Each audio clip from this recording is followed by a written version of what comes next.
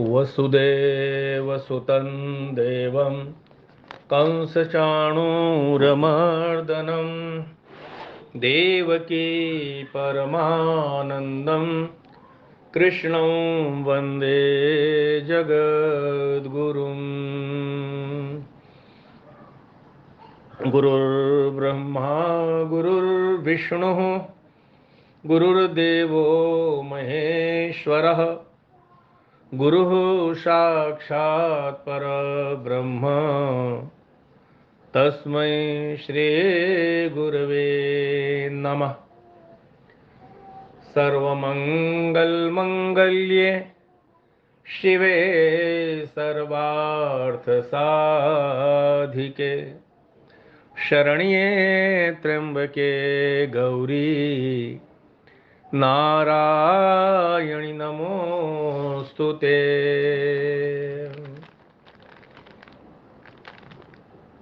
आइए आज विचार करते हैं चैत्र मास की शुक्ल प्रतिपदा, जिसे चैत्र नवरात्रि भी कहते हैं और उसे महाराष्ट्र में गुड़ी पाड़वा कहते हैं। वर्ष के 3.5 मुहूर्तों में जो बहुत ही श्रेष्ठ मुहूर्त हैं, उनमें गुड़ी पाड़वा की गिनती होती है। शालिवाहन शक का प्रारंभ इसी दिन से होता है। शालिवाहन नामक एक कुम्हार के लड़के ने मिट्टी के सैनिकों की सेना बनाई थी और उस पर पानी छिड़क करके उसे सजीव बनाया था और उसकी मदद से प्रभावशाली शत्रुओं का पराभव किया था। इस विजय के प्रतीक के रूप में शालिवाहन शक का प्रारंभ हुआ। शालिवाहन ने मिट्टी की सेना में प्राणों का संचार किया, यह एक लाक्षणिक कथन है। उसके समय में लोग बिल्कुल चैतन्यहीन, पौरुषहीन और पराक्रमहीन बन गए थे, इसलिए वे शत्रु को जीत नहीं सकते थे। मिट्टी के मुर्दों को विजयश्री कैसे प्राप्त होगी? लेकिन शालिवाहन ने ऐसे लोगों में चैतन्य भर दिया। मिट्टी के मुर्दों में, पत्थर के पुतलों में पौरुष और पराक्रम जाग पड़ा और शत्रुओं की पराजय हो गई। आज हम भी दीनहीन बनकर जड़वाद के सामने लड़ने में असमर्थ हो गए हैं। मनु की संतान मनुष्य को ऐसा क्षुद्र और मृतवत बना हुआ देख करके सृष्टि सर्जक भगवान को कितनी व्यथा होती होगी। अमृतस्य पुत्राः, ऐसा कहकर वेद जिसकी सराहना करते हैं, ऐसे सिंह सुत के समान मानव को बेचारा बनकर घूमता हुआ देखकर भगवान को न जाने क्या लगता होगा। सोते हुए के कानों में सांस्कृतिक शंख ध्वनि फूंकने और मृत मानव के शरीर में जीवन संचार करने के लिए आज भी ऐसे शालिवाहनों की जरूरत है। मानव मात्र में ईश्वर दत्त विशिष्ट शक्तियां रही हुई हैं, भरी पड़ी हैं। आवश्यकता है मात्र उन्हें जगाने की। समुद्र लांघने के समय सिर पर हाथ रखकर बैठे हुए हनुमान की जरूरत है। सिर पर हाथ पर रखे हुए हनुमान जी को जरूरत है उनके पीठ पर हाथ फेरकर विश्वास देने वाले जामवंत महाराज की। शस्त्र त्याग कर बैठे हुए युद्ध परांगमुख अर्जुन को जरूरत है उत्साह प्रेरक मार्गदर्शक भगवान श्री कृष्ण की।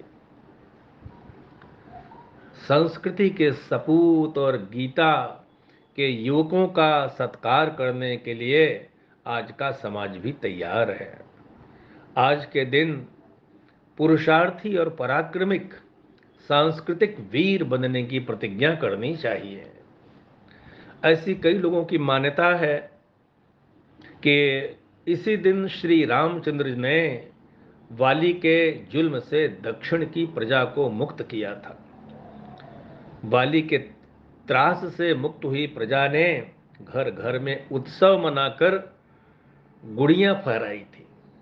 गुड़ियां अर्थात ध्वजाएं फहराई थी। आज भी घर के आंगन में गुड़ी खड़ी करने की प्रथा महाराष्ट्र में प्रचलित है। इस दिन को गुड़ी पड़वा नाम मिला है। गुड़ी पाड़वा। घर के आंगन में जो गुड़ी खड़ी की जाती है वह विजय का संदेश देती है।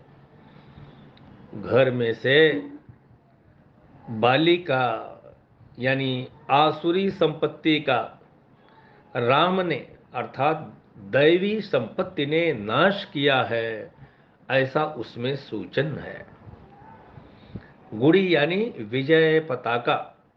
भोग पर योग की विजय, वैभव पर विभूति की विजय और विकार पर विचार की विजय।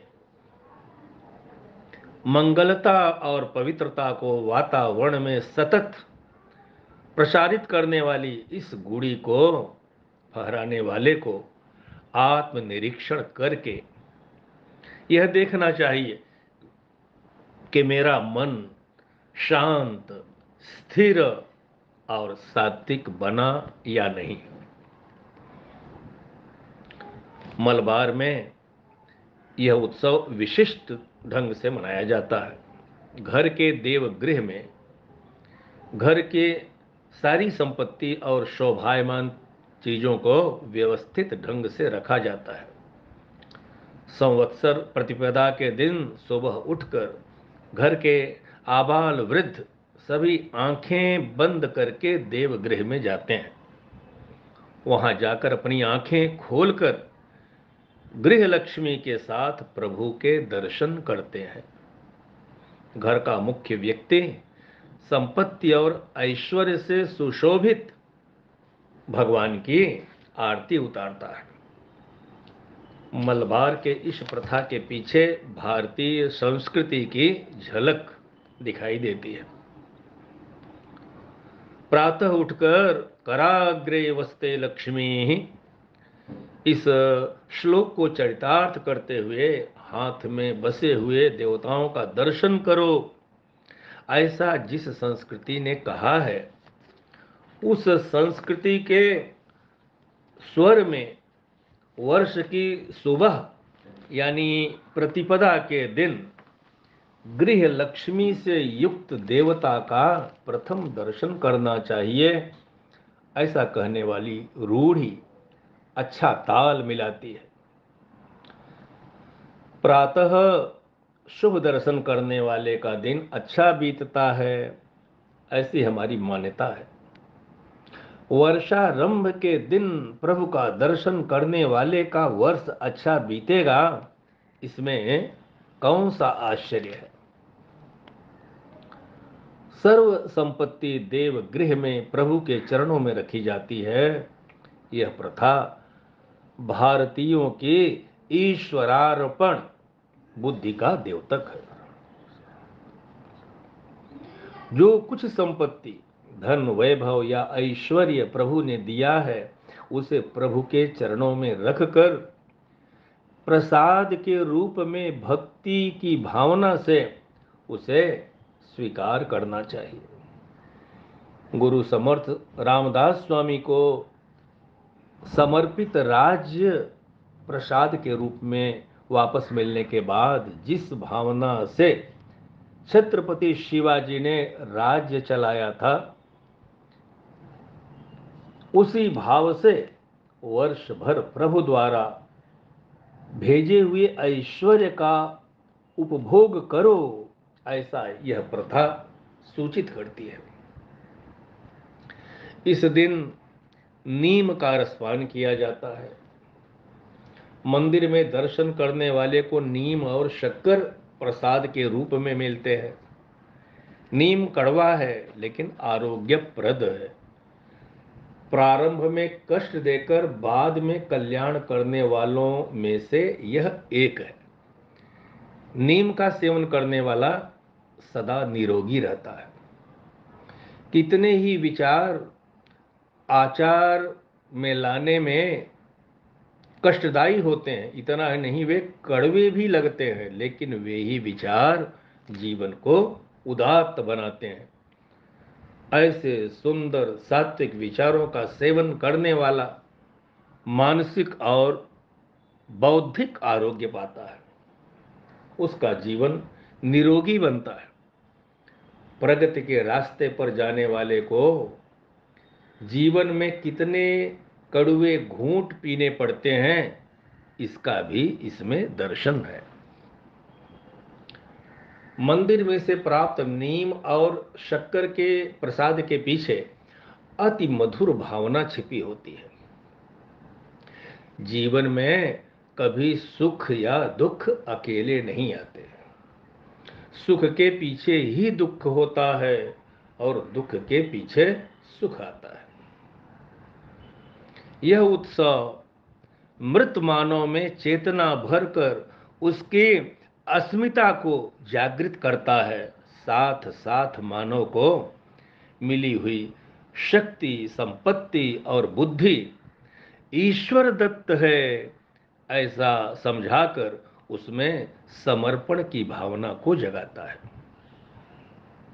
अस्मिता और समर्पण वृत्ति के समन्वय से स्वस्थ बना यह मानव हंसते हंसते विघ्नों का सामना कर सकेगा और जीवन में आने वाले सुख दुखों से पदच्युत न होकर के आवश्यकता अनुसार अनंत कड़वे घूंट पीकर भी प्रभु कार्य में दृढ़ निश्चयी होकर के खड़ा रहेगा।